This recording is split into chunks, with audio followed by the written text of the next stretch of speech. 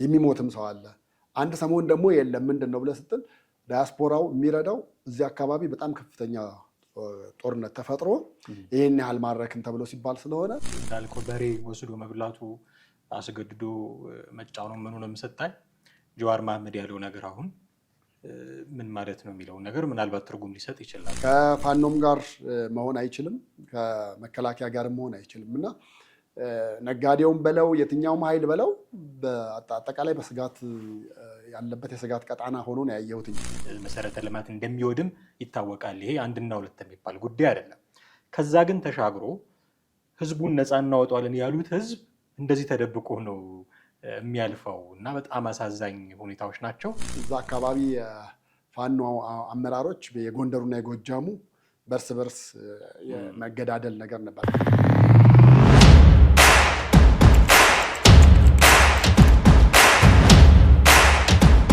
ሰላም ጤና ይስጥልን። እንዴት አላችሁ ውድ ቤተሰቦቻችን? ዘኢትዮጵያ ቻናላችንን እየተከታተላችሁ ትገኛላችሁ። ቴዎድሮስ ካሳና ማህደገፋ በወቅታዊ ፕሮግራማችን ወደ እናንተ መጥተናል። ዛሬም እንደተለመደው በሳምንቱ ባለፉት ቀናት የተሰሙ አዳዲስ ጉዳዮችን አምጥተን አንድምታዎቻቸውን እንፈትሻለን። በዛሬው ፕሮግራማችን ባልደረባችን ቴዎድሮስ ካሳ ወደ ጎንደር ተጉዞ ነበረ። በዛ የታዘበውን ነገር ይነግረናል። ስለ ውጊያውም ስላለበት ሁኔታ ያጫውተናል። ማህበራዊ ሚዲያ ላይ ሲመላለስ ያየ ነው በጣም አሳዛኝ ፎቶ አለ። በርካታ ሰዎች ከትራንስፖርት ወርደው ራሳቸውን ከጥይት ሸሽገው የሚታይበት ምስል አለ። የዚህስ ሁኔታ ምን ይገልጽልናል በአማራ ክልል ያለውን ሁኔታ የሚል ጉዳይ እናነሳለን። ጀዋር መሐመድ ዘመነ ካሴ ኃላፊነት አለበት የሚል ንግግር ተናግሯል።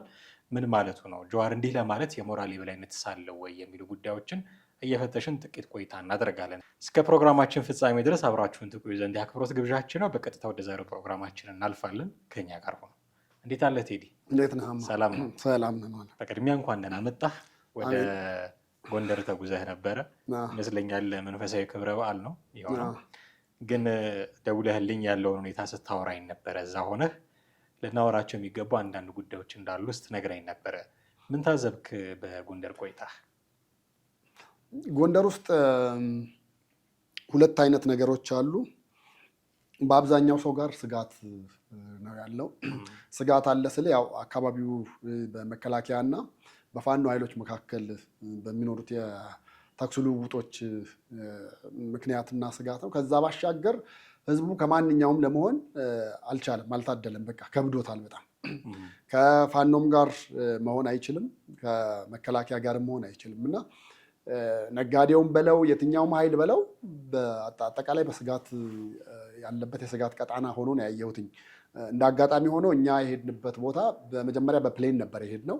በፕሌን ሄደን ማዕከላዊ ጎንደር ነበር የደረስነው። ከዛ በኋላ ግን ለክብረ በዓል የምንሄድበት ቦታ 3-4 አማራጭ መንገዶች ነበሩ። በጣም አጭር የተባለው መንገድ ድልድይ ፈረሰና በዛ ምክንያት በዛ ጋር ማለፍ አልቻልንም ነበረ። ሁለተኛው አማራጭ ደግሞ ፋኖ ሙሉ ለሙሉ የዘጋው ነው፣ ማንም እንዳይመጣ ብሎ በዚህ ማንም ዝር ማለት አይችልም፣ መከላከያም ነጋዴም ህዝብ የሚል ማንም ማለፍ አይችልም የሚል ነው። ምክንያቱም ጠይቀን ነበረ። እሱም እዛ አካባቢ ፋኖ አመራሮች የጎንደሩና የጎጃሙ በርስ በርስ የመገዳደል ነገር ነበር። አይ ቲንክ ብዙዎቹ ሰምተውታል ብዬ አስባለሁ። በእሱ የተነሳ ያም መስመር ሙሉ ለሙሉ ዘግተውታል። ሶስተኛውና የመጨረሻ የተባለው አማራጭ ደግሞ በጣም ዙሪያ ጥምጥም የሆነ መንገድ ነው። ከ9 ሰዓት በላይ የሚፈጅ መንገድ ነው። ከ9 ሰዓት በላይ በሚፈጀው መንገድ ላይ ከ30-40 በላይ ይሆናል ከከተማ ውጭ ፋኖች ታጥቀው በየቦታው የምታይበት። ኬላ የለም ምን የለም፣ ግን በየቦታው እነሱ ናቸው። ይሄኛው መንደር ለቀህ ወደ ሁለተኛው መንደር ልትገባ ስትል 3-4 ታገኛለህ እና በየኪሎ ሜትሩ የታጠቀ ፋኖ ነው የምታየው። ቁጥራቸው አንዳንዱ ጋር ከፍተኛ ነው፣ አንዳንዱ ጋር አነስተኛ ነው፣ አንዳንዱ ጋር ዝቅተኛ ነው። ስለ 10 ምናምን ሊሆኑ ይችላሉ፣ ከ10ም የሚያንሱ ይኖራሉ። ግን መሳሪያ ስለያዙ ያስቆመዋል። አስቁመው 2-3 ጥያቄዎች ናቸው የሚጠይቁ። አንደኛ ፍተሻ ነው። ማነህ? ምንድነው? ወዴት ነህ ነው። በዛ ጉዞ ላይ ፋይዳ መታወቂያ ስታሳይ ፋይዳውን አይወዱትም፣ ደስተኞች አይደሉም። ፋይዳውን ሲያዩ የመንግስት ነው የሚሉ። የመንግስት ስለሆነ ይሄ አይወክልም፣ ሌላ የመስሪያ ቤትህን አምጣ አሳየን ነው የምትባለው። ለምን ጉዳይ ነው የምትሄደው? እንዴት ነው የምትሄደው? ተብሎ ሙሉ ጥያቄ ትጠየቃለህ። ከፈለጉ እቃህን አውርደው ሙሉ ለሙሉ ይፈትሹታል። የፈለገውን ሊወስዱ ይችላሉ፣ ያልፈለጉትን ሊተውልህ ይችላሉ።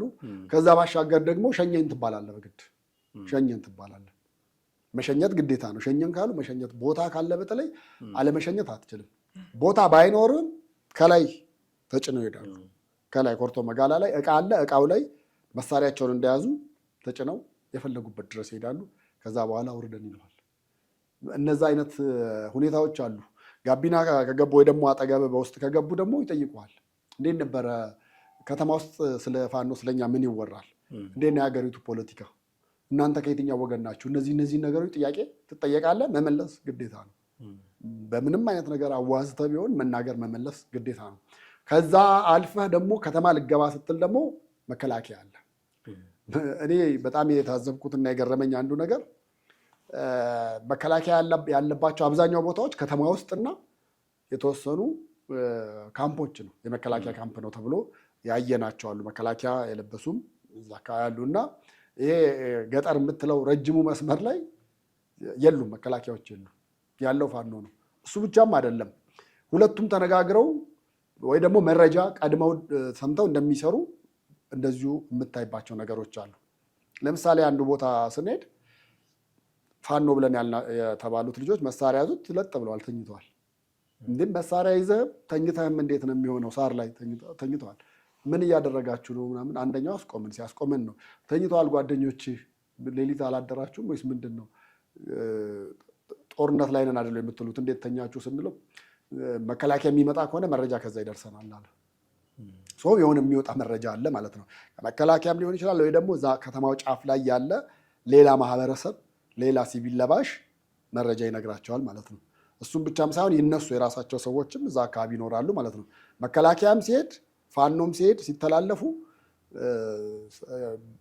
በቃ ተነጋግረው የሚያደርጉ አይነት ነገር ነው ይመስላል። እነዚህ ሰዎች ተነጋግረው ነው ወይ የሚያደርጉት ብለህ እስከምትል ድረስ የሆነ ሰዓት ላይ መከላከያ ሲያልፍ እዛ ገጠር አካባቢ በየኪሎ ሜትሩ የምታየው ፋኖ የለም። የት እንደሚገባው አታውቅም። መከላከያ ያልፋል በሰላም ምንም ያለ ውጊያም ያለ ምናምን ማለት ነው። እንደገና ደግሞ ፋኖ ደግሞ በዛ ማለፍ ሲፈልግ ደግሞ ምንም አይነት ነገር የለም እና የደነቀኝ ነገር ጦርነት ላይ አለን ብለዋል፣ ግን የጥይት ድምፅ ደግሞ ላትሰማ ትችላለህ። አሁን አንዳንዱ ቦታ ላይ የሰማነው አለ። ለምሳሌ መከላከያ ከከተማ ውጭ ሆኖ ቆሟል። ከዛ በኋላ እዛ አስፓልቱ አካባቢ መከላከያ ነው ያለው። ፋኖ የቱ ጋር ነው ያለው ብለህ ስትል እዛ ተራራው ላይ ነው ይለዋል። ዙ 23 ተጠምዶ ነው የምታየው። መኪናው ላይ ተጠምዶ ወደ ተራራው አድርገው የተኩሱ ልውውጥ ካለ ይተኮሳል ማለት ነው። በዛ ደረጃ ነው። ሌላው አንድ ፒካፕ መኪና የሚይዝም ልጅ አገኘን እና ልጁ እንደውም ከዚህ በፊት በድሮን እንደተመታ መኪናው ተሽከርካሪው በድሮን እንደተመታች ነው የነገረን እና ምን ሆነ ነው በምን ምክንያት ሊመታ ቻለ ስንለው ፋኖዎች ጫነን አሉ። አልጭንም ማለት አትችልም። መሳሪያ ይዘዋል፣ ሊያስገድዱ ይችላሉ። ከዛ ከባሰም መኪናውን ቁልፉን ሊነጥቁ ይችላሉ። እዛ መኪናው በእነሱ ቁጥጥር ስር ይሆናል ማለት ነው። ስለዚህ ማድረግ ያለብህ ይሄኛውም ጫነኝ ሲል ትጭናለህ፣ ያኛውም ጫነኝ ሲል ትጭናለህ። ምንም በነፃነት ኖሮ ዝም ብለህ ድራይቭ የምታደርግበት መንገድ የለም። ልጁ እንዴት ተደርጎ ነው ሊመታብህ የቻለው ስንለው ፒካፕ መኪናን ይሄ መከላከያዎች የሚጠቀሙበት ወይ ደግሞ ፌዴራል ፖሊስ የሚጠቀሙ ፒካፕ መኪና ገዝቶ በዛ እህል ከአንዱ ከተማ ወደ አንዱ ከተማ እያመላለሰ ነው የሚሰራው። ፋኖች መጡ፣ ከአቅም በላይ ሆነው መኪናዋ ላይ ተደራርበው ተጫኑ አለ። ከዛ በኋላ ድሮኗ መጣች አለ። ስትመጣ አይተዋታል አለ። አይተዋት ዝቅ ብላ እንምታት ካሉ በኋላ እነሱ በዛ ሀሳብ ሲወዛገቡ ድሮኗ ራቅ ብላ ሄደች። ከዛ በኋላ በርቀት ድሮኗ ተኮሰች። ስተኩስ እዛ መኪና ላይ ተጭነው የነበሩ ከ20 በላይ የሚሆኑ 29 ምናምን ነገር ነው ቁጥር የነገረን። ተደራርበው ነው ያሉት። 29ኙ ሞተው እኔ ብቻ ነኝ የተረፍኩት አለ።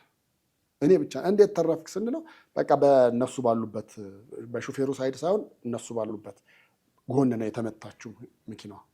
እዛ እንዳለ እንትን አሉ። እሱም በእርግጥ ቆስሎ ሆስፒታል ገብቶም ታክሞ መጥቶ ነው መልሶ መኪናውን ይዞ መንቀሳቀስ የጀመረውና መከላከያም ከፈለገ ይጭናል አለ።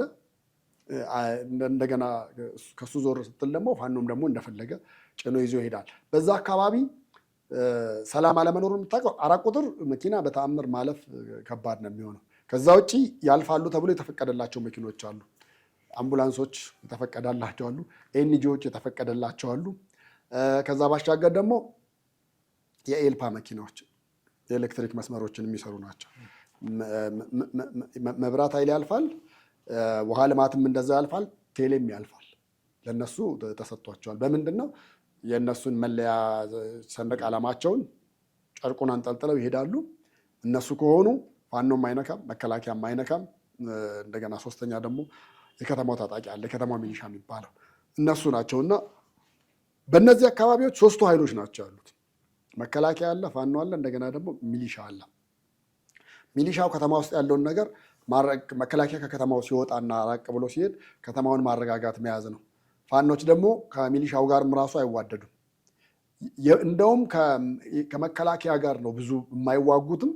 መከላከያን ቢያገኙም አዝነውም በርህራሄም ከያዙትም ሊለቁት የሚችሉት በመሳሪያ ኃይል መያዝ ከቻሉ የሚለቋቸው መከላከያቸው ነው። ለምን? በግድ ገብተዋል ብለው ነው እምነቱ ያላቸው። በግድ ገብተዋል። ከዛ ውጭ ግን ሚሊሻው ከሆነ ወዶ ነው ፈቅዶ ነው የሚሉት። እና ሚሊሻ በተለይ አማራ ክልል ያለ ሚሊሻ በፋኖ እጅ ከወደቀ በቃ በከፍተኛ ስቃይ ነው ሊያጋጥመው የሚችለው። እና አካባቢው በጣም በውጥረት የተሞላ ነው። ማንም የሰፈር ልጅ ነው የሚያስቆም። አንዳንዶቹ በጣም አንደር ኤጅ ናቸው። በጣም እድሜያቸው ዝቅ ያለ ነው። መሳሪያ እንኳን በእጃቸው ሊይዙ በእነሱ እጅ ሊገባ የማይገባው ነው። ግን ይዘዋል። በቃ እንደፈለገው ነው። መሳሪያ ሽያጭ በጣም በቀላሉና በሐላል እንደሚሸጥ ነው እዛ አካባቢ ያሉ የነገሩን። ከተማ ውስጥም ከገባም በኋላ ገበያ ቀንም ገበያ ውስጥ ሄደን ነበረ፣ ሐሙሲት የሚባለው አካባቢ እና ገርሞናል። በቃ እዛው ገበያ ውስጥ ራሱ በመጠጥ ቤት ወይ አረቄ ቤት ሊሆን ይችላል፣ ምግብ ቤት ሊሆን ይችላል። ደካማ ምግብ ቤቶች ገብተህ ታወራለህ፣ ትወያያለህ። ከዛ በኋላ መሳሪያ 200,000 300,000 ከዛ በታችም እንደ መሳሪያው ዘመናዊነት ይሸጣል። አንዳንዱ የመከላከያ ኃይልም በፈለገው ሰዓት ሸጦ ሊሄድ ይችላል ነው የሚሉ። ከዛ የት ቆይተህ መጣ ሲባል አይ ፋኖ ይዞኝ ነበር፣ ከዛ በኋላ መሳሪያ ነው ስለው ለቀቁኝ። በዛ ልክ ነው ያሉት ነገሮች እና በጣም ጥሩና ደስ የማይሉ አገር ውስጥ አሁን መረጋጋት የማታይበት። ምክንያቱም ባይተኮስም ምንም ባይልም መሳሪያ ያዛ ኃይል ካለ በተለይ ከመንግስት ውጭ የሆነ ኃይል መሳሪያ ሲታጠቅ የደህንነት ስሜት ሊሰማ አይችልም። በጣም በሰቆቃ ነው። እኛ ምንድን ነው ያደረግነው? መጨረሻ ስልካችን ላይ ያለውን ራሱ የአፓችንን እስከ ማጥፋት ደረጃ ደረስን። በተለይ የንግድ ባንክ ምናምን ነገር በገንዘብ ደረጃ የሚለምንህ ፋኖ አለ እዛ፣ በገንዘብ ደረጃ አምጣ የሚልህ። ሌሎቹ ደግሞ እኛ ዘራፊውን ፋኖ አጥፍተነዋል የለም ነው የሚሉ። የለም ግን ምን በላው ምን ጠጣው ሲያስፈልገን ከገበሬውም ከማንም ልንወስድ እንችላለን ምናምን ይለዋል። ከዛ ውጭ አሁን እዛ አካባቢ ያሉ ኢንዱስትሪዎች አሉ። ኢንዱስትሪዎቹና ሌሎች እህል የሚያስገቡ የሚያስወጡ በተለይ ማዳበሪያ ሲገባና ሲወጣ በአጀብ ነው የሚሄደው። በአጀብ ተጭኖ ይሄዳል። ያንን ፋኖም አይነካም፣ መከላከያም አጅቦ ነው ይዞት የሚሄደው። እነዚህ ነገሮች ናቸው ያሉት እና በአካባቢው ያለው ነገር ወደ ሰላሙ ለመመለስ ወደ መጀመሪያው ለመመለስ እና በተለይ ታጣቂ የሌለበት ለማድረግ ያን አካባቢ እጅግ በጣም ፈታኝ ነው የሚሆነው። በጣም ፈታኝ ነው የሚሆነው። በየቀኑ እየተፈለፈሉ ነው ያሉት። እርግጥ ያየነው የታዘብነው ምንድነው? አንድነት የላቸውም። የተለያየ ሰፈር የተለያየ አካባቢ ልክ የሰፈር ጎረምሳ በአካባቢው እንደሚያደርገው አይነት አክቶች ምናምን ታያለ። እንደዛ ነው። አንድ የመሆን ነገር አታይባቸውም። ተናቦ አይሰራም። በቃ እንደፈለገው አይነት ነገር ነው። አንዳንዱ ጋር አለቃ ይከበርበታል። አንደኛው የነሱ አለቃ በግድ ሸኘኝ ብሎ ይዞ ከሄደ ቢያንስ 3-4 ቦታ ያሉትን ሊያሳልፍ ይችላል። ምንም ገንዘብ ሳትሰጠው ምንም ሳታደርግም ሊሆን ይችላል። ገብቶ ታጥቆ ይሄዳል። ፀጉራቸው እንደ ታጋይ ነው ወይ አይደለም፣ ጎፍሯል፣ ምን ብሏል። ግን በየቀኑ ቅቤ እየጠጣ ቅባት እንትን እያለ በእንክብካቤ ያለ ነገር ነው እና ከዛም አካባቢ ደግሞ የሰማነው ምን አለ መሰለህ፣ ያው ከሄድክ ላይ ቀር የሚዲያ ባለሙያ ከሆንክ መጠየቅህ መረጃ አይቀርም እና አንድ ሰሞን ጥይት በጣም ከፍተኛ የተኩስ ልውውጥ ይኖራል፣ የሚሞትም ሰው አለ። አንድ ሰሞን ደግሞ የለም። ምንድን ነው ብለህ ስትል ዳያስፖራው የሚረዳው እዚህ አካባቢ በጣም ከፍተኛ ጦርነት ተፈጥሮ ይህን ያህል ማድረክን ተብሎ ሲባል ስለሆነ ገንዘቡ ባለቀ ጊዜ ዞሮ ዞሮ ጦርነት ውስጥ እንገባለን። ከዛ በኋላ እነሱን መከላከያንም ይሁን ሚሊሻውንም ሌላውንም ኃይል ይሁን እንዲህ ሊያደርጉ ሲሉ የተያዙ ብለን ቪዲዮ ቀርጸን ፎቶ ተነስቶ ምናምን ነገር ይላክላቸዋል። ዲያስፖራው በርቱ እያለ ደግሞ ገንዘብ ይልካል። ከዛ እሷ እስክታልቅ ደግሞ ቁጭ ብለህ ትበላለህ ማለት ነው። እና እንዲህ አይነት ሩቲን የሆነ ህይወት ነው እዛ አካባቢ ያየ ነው። እና ስጋትም ያለ የደህንነት ስሜት የማይሰማህ ነው። ግን ኖ ፒስ ኖ ዋር አይነት ነገር ነው። ጦርነቱ ለረጅም ጊዜ አይካሄድም። ታየዋለህ 2 ሳምንት 3 ሳምንት ነፃ ይሆናል። 4ኛው ሳምንት ላይ የሆነ እርስ በርስ አለመከባበር ነገር አለ። አሁን የሸዋውና ማን ነው የጎጃሙና የጎንደሩ እኔ በልጥ የሚል አሁን በቀደም ባለፈውም የተገደለው አንደኛው በዚሁ የተነሳ ነው ይለዋል። የአካባቢው ሰው ከስልክ ውጭ ሆኖም ግን መረጃው አለው። እያንዳንዷ መረጃ ይሰማል፣ ይነግርሃል። አሞኛል ብሎ የጫነው ልጅ ሙሉ እዛ አካባቢ ያሉትን መረጃዎች በሙሉ ያውቃል፣ ይነግርሃል። የት ነው የሚገኘው? ወይ አረቄ ቤት ነው ወይ ጥጅ ቤት ቁጭ ብሎ የሆነ ቤት የሚያወሩት ምን የሚያደርጉት ነው። በቃ እዛ አካባቢ ሰላምም የለበትም ጦርነትም የለበትም። ግን የስጋት ቀጠና ሆኖ አሁን ድረስ አለን። ይሄ ነው በጉዟችን ላይ ያየነው የታዘብነው። በጣም አስገራሚ ነገር ነው። በርካታ ነገሮችን አጋርተናል። ይህንን ልክ አሁን የነገርከኝን ነገር በደንብ የሚያሳይ ደግሞ ምስል ማህበራዊ ሚዲያ ላይ በጣም ሲዘዋወር አየን። ከአስፓልቱ ላይ ባጃጆች እንደዚህ ቆመው ይታያሉ። ከዛ ገደላማ ቦታ ነው። እዛ ስር በርካታ ሰዎች ተደብቀው፣ ወጣቶችም በእድሜም ገፋ ያሉ ሰዎች ተደብቀው ያው ከተባራሪ ጥይትም ለማምለጥ እንደዛ ሊሆን ይችላል ተደብቀው። ይሄ አሁን ያለው በተለይም አማራ ክልል ያለውን አንተ የነገርከኝን ነገሮች በጥቅሉ በደንብ የሚገልጽ ምስል ነው እና ወዴት እየሄድን ነው የሚል ጥያቄ እንድታነሳ ያደርጋል። እና እንደውም ይሄንን ስታይ በዚህ ውጊያ በፋኖና በመከላከያ ወር በመንግስት መካከል ያለው ውጊያ ማን ነው እየጎዳ ያለው ሪል የሚል ጥያቄ እንድታነሳ ያደርጋል። ኦፍኮርስ የሚዋጉት ሰዎች ህይወታቸው የሚያልፉ ሰዎች ናቸው፣ ይታወቃል። አገርም ኢኮኖሚካሊ በጣም እንደምትወድም መሰረተ ልማት እንደሚወድም ይታወቃል። ይሄ 1 እና 2 የሚባል ጉዳይ አይደለም። ከዛ ግን ተሻግሮ ህዝቡን ነፃ እናወጣዋለን ያሉት ህዝብ እንደዚህ ተደብቆ ነው የሚያልፈው እና በጣም አሳዛኝ ሁኔታዎች ናቸው። ማንን እየጎዳ ነው ብሎ ማለት ይቻላል ጦርነቱ?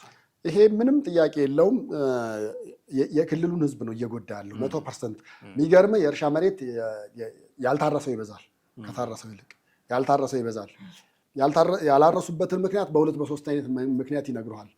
ዘንድሮ አንደኛ ክረምት ከመግባቱ ጋር ተያይዞ በጣም ዘግይቶ ነው የገባው። እንደውም ዝናብ የለም። እኛ በሄድንባቸው ቀናት 2-3 ቀናት ኦቨርናይት ሲዘንብ አደረ፣ ሌሊቱም ሙሉ ሲዘንብ አደረ። ጎሽ ጥሩ ነው እየመጣ ነው ምናምን የሚል አንዳንዶቹ ሳይወዱ በግድ አሁን በቆሎ መዘራት ከነበረበት ጊዜ ዘግይተው በቅርቡ የዘሩ አሉ። ለምንድን ነው ሲባል በቃ ዝናቡ ካልመጣ ከወቅቱ ጋር አብሮ አይሄድም ነው። ሌላው ደግሞ ፋኖ በበላው አጣውን ብሎ በሬውን አንስቶ ወስዶ ሊያርድብህ ይችላል አሉ። ስለዚህ ያለ አማራጭ ምንድን ነው? በሬ ከታረደ የምትሰራበት የምትንቀሳቀስበትን ካጣ ምንም መስራት አትችልም። ሌላው በጣም የደነቀኝ ነገር ደግሞ አሁን እዚህ ምስሉ ላይም ፎቶ ላይም እንዳየ ነው ባጃጅ መኪና ባጃጅ ባለ 3 እግሯ ከሌሎች መኪናዎች በላይ ሰው ጭና ነው የምታየውና በምን ተአምር እንዴት አድርገህ ብትጨምራቸው ነው? አንድ ባጃጅ አሁን እኛ የምናውቀው ከኋላ 3 ከዛ ሹፌር 1 4 ምናልባት አንዳንዴ 19 ሰው ነው የቆጠርነው። አንድ ባጃጅ ላይ 19 ሰው የገረመን እሱ ነው። በ3 ጎማ ሆኖ እንዴት ያን ያህል ሰው ጭኖ ደግሞ ረጅም ኪሎ ሜትር ነው ከዚህ ደብረ ዘይት አዳማ ምናምን ያክል ሊሆን ነው የሚችለው። እና ይሄ ከኋላ ያለው እቃ እንደ መቀመጫ ምናምን ተደርጋ የነበረችው እንዳለ አንስተውት ወንበር ነው ያደረጉት። እዛ ሰው ይቀመጥበታል። ትልልቆቹ ላይ ትንንሾቹ ተደራርበው እኛ መንገድ ድልድይ ፈረሰ ያልኩ ቦታ እዛ ልክ እንደደረስን በእርግጥ መረጃ ሰው ይገርማል። ድልድዩ አያስኬዳችሁም እያሉ እኛ ቅርብ ስለሆነ ነበር እየሄድን ነበር። አያስኬዳችሁም እያሉ ቅርብ ነው ብለን ነበር መሄድ ነው። የዛ አካባቢ ህዝብ መከራውን የምታየው ምንድን ነው? አንድ አይሱዙ ቅጥቅጥ ውስጥ ወንበሩን የቆመውን ከዛ በላይ ልክ እንደ ህጋዊ ከላይ ኮርቶ መጋያ ላይ ይጫናል። ህጋዊ ነው፣ በቃ እንደ ህጋዊ ነው። ትራፊክም አይዘውም ምንም አያደርገውም። ከላይ ራሱ እዛ ላይ ወደ 20 ሰው ታያለ።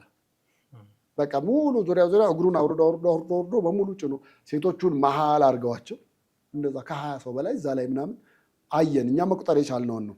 ባጃጁ 19 ሰው አይናችን እያየ ወረደና ምን ላይ ጭናችሁት ነው ብለን ስንል ያው እዚህ ጋር አለ ወንበሩ የተነሳ እዛ እነዚህ ትንሹ ቀጭኑ የተቀመጠው ላይ ትደራረባለህ፣ ትቀመጣለህ። አለዛ የግማሽ ቀን መንገድ በእግር ለመሄድ ትገደዳለህ። ዝናብ አለ፣ ዘራፊ አለ፣ ብዙ ነገሮች አሉ እና እዛ አካባቢ ያለው ማህበረሰብ በጣም ነው እየተጎዳ ያለው። መንገድ ላይ ያየነው በጣም ልብ የሚሰብር በጣም ልብ የሚነካ ልትወልድ ያለችን ሴት በቃሬዛ እኛ አሁን እዚህ ሆስፒታል ስትሬቸር በሚባል በሱ ይዘዋት ይሄዳሉ እና አጋጣሚ እኛ ለሽንት ቆምን ነበር። የት ነው የምትሄዱት? አንድ የግማሽ ቀን መንገድ እንግዲህ በዛ ሄደው ነው እና እሷ ከ3 ቀን ከ4 ቀን በፊት ቀጠሮ ተይዞላት ነው። ማን ነው ቀጠሮ የያዘው? እሷ ሆስፒታል መሄድ ትፈልጋለች ተብሎ ሲነገራቸው እሺ ቆይ ነገ አንችልም፣ ከነገ ወዲያ አንችልም፣ ከዛ በኋላ ባለው ቀን ጎረምሳ ሆኖ የሚሄዱ 6 ሰው የሚይዝ ከሆነ 12 ሰው ሆኖ ነው የሚሄዱት እየተረዳዱ እዛ ለማድረስ ነው የሚለው። ወላዶች በዛ ሁኔታ ነው እየሄዱ ያሉት። የታመሙ ሰዎች በዛ ልክ ነው። እንደውም ሆስፒታል እዛ ድረስ መሄዱ ስቃይ ስለሚሆንብኝ እዚሁ ከቻላችሁ በባህላዊ ሕክምና አክሙኝ፣ ካልሆነ ግደሉኝ የሚሉ ናቸው ያለው።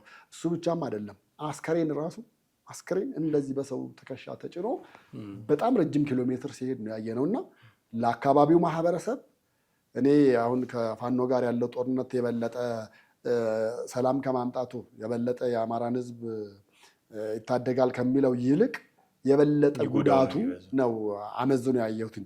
የተወሰኑ አካላት የተጠቀሙበት ሊኖሩ ይችላሉ በጦርነቱ፣ ግን ከዛ በላይ ማህበረሰቡ ነው እየተሰቃየ ያለው። ማንም ማህበረሰብ ለፋኖ መታዘዝ ልክ እንደ ግዴታው ተደርጎ ነው የሚወሰደው እና ቤቱ የሆነ ነገር ከሌለ መንደር እዛ መጥቶ ከዛ ቤት የወጣ አንድ የፋኖ ሰው ከሌለ ከዛ ቤት ሄደው የፈለጉትን ነገር ሊወስዱ ይችላሉ።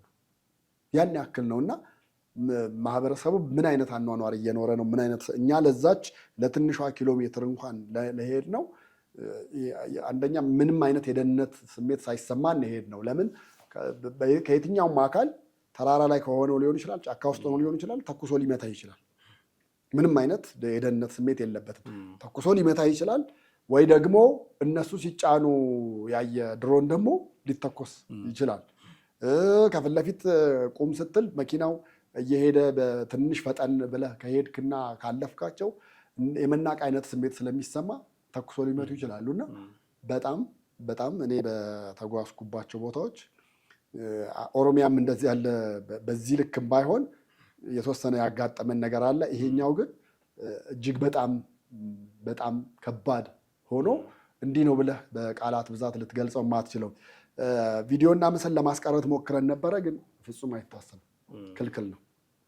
ታስመቱናላችሁ ነው የሚለው። ዘመዶቻችንን ሊያዙ ሊታሰሩ ይችላሉ ነው የሚሉ ቪዲዮ ልንቀርጻቸው ምናምን በድብቅ ሙከራ አድርገን ነው የምልህ። ያን ያክል ነው እነሱ ለራሳቸው የሚጠነቀቁት፣ ግን ማህበረሰቡ ደግሞ በዛው ልክ እየተጎዳ ነው። አንድም ፋኖ ሆነ መሳሪያ ይዘህ መውጣት በአካባቢው እንደ ጀብደኝነትም እንደ ትልቅም እንደ ታጋይም አይነት ያስወስድሃል በማህበረሰቡ። በሌላ በኩል ግን ስጋት ነው። ጭራሽ የተረፈን ከመንግስት ጋር ሌላ ጸብ ውስጥ መግባት ነው የምትባለው። የቀበሌ መታወቂያ ስታወጣ ነው የሚቀላቸው። ከዛ በዘለለ ስራን ይጠይቀዋል። የመንግስት ሰራተኛ ነኝ ካልክ እንኳን ተገደህ ሳይሆን ወደህ እንደምትሰራና መንግስትን እንደምትረዳ አይነት ህሳቤ ነው ያላቸው እና እሱንም ቀድሞ ተነግሮን ተጠንቀቁ፣ እንዲህ እንዳትሉ። የሚዲያ ሰው ነኝማ ፍጹም ልትል አትችልም ካልክ ማቴሪያሎችን አንደኛ ሊወስዱ ይችላሉ፣ ሁለተኛ ደግሞ ለመንግስት ነው የምትሰራው ተብላ ሌላ ነገር ሊገጥምህም የሚችልበት ነገር ነበረ እና በጣም በስጋትና በሰቆቃ የተሄደ ጉዞ ነበር ነው የምልህ። እንዲህ አይነት ሁኔታዎች እርስ በርስ መገዳደላቸው፣ ዘረፋው፣ እንዳልከው በሬ ወስዶ መብላቱ፣ አስገድዶ መጫኑ ምኑንም ስታይ ጀዋር መሐመድ ያለው ነገር አሁን ምን ማለት ነው የሚለውን ነገር ምናልባት ትርጉም ሊሰጥ ይችላል። ዘመነ ካሴ ኃላፊነት አለበት የሚል ንግግር ሲናገር ነበር። አንድ ቪዲዮ እያየን ነበር። ኦፍኮርስ ዘመነ ካሴ ብቻ አይደለም፣ እነ ኩማ ደሪባንም እንደዛ ሲል ነበር፣ እነ ጃልመሮ። ምክንያቱም ስርዓት መያዝ አለባቸው፣ ስርዓት ይዘው ነው መታገል ያለባቸው። እንደዚህ ትክክለኛ ነገር ይመስለኛል። ኃላፊነትን መውሰድ አለባቸው። ግን ጀዋር ይህንን ለማለት የሞራል የበላይነት አለው ወይ? አንዴ ተከበብኩኝ፣ አንዴ ጠባቂ የተነሳ እያለ በሱ ሰበብ ስንት ሰው እንደተገደለ እያወቀ እሱም ሳይጸጽተው አልጸጸትም የሚል መጽሐፍ የጻፈ ሰውዬ ዘመነን ኃላፊነት ውሰድ የማለት ሞራልስ አለ ወይ?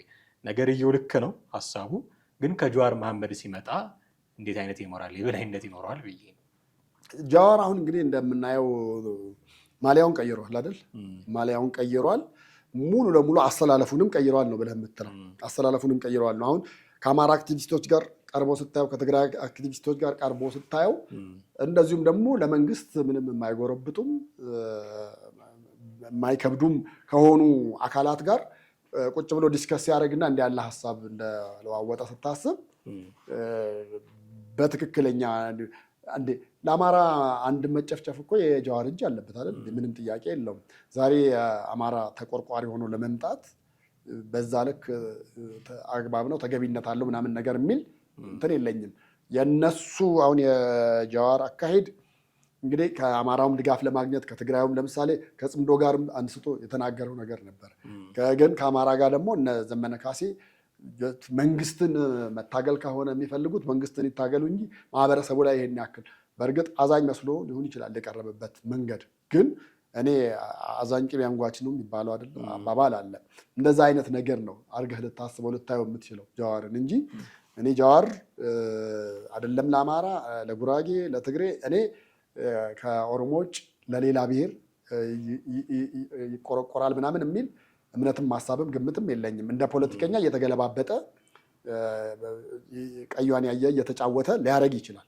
በዛ ልክ መቀጠል ይችላል። ከዛ ውጭ በዘለለ ግን የኦሮሞ ተቆርቋሪ ለኦሮሞም ለይቶ ነው የራሱ አካባቢ ለሆነው የራሱ አካባቢ። አሁን ለሸዋ ኦሮሞ ይቆረቆራል አይቆረቆርም በምንም ታምር እንዳታስበው። ለወለጋውም እንደዛው።